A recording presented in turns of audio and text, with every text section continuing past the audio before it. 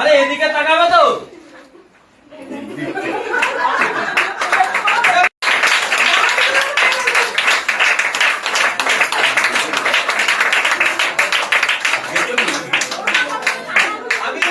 আমি জেনে নেব ফিলিংস।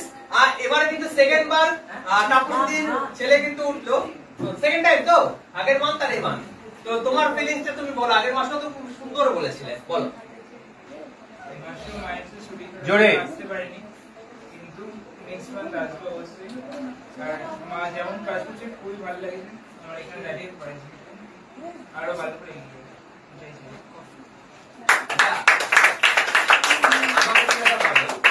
মা কাজ করছে, তোমার প্রাইজ দিতে ভালো লাগছে, সামনের মাসে তো মা সুস্থ হয়ে চলে আসবে, তুমি কাজ করবে তো, মা যাতে তোমার কাজের জন্য প্রাইজ দিতে পারে।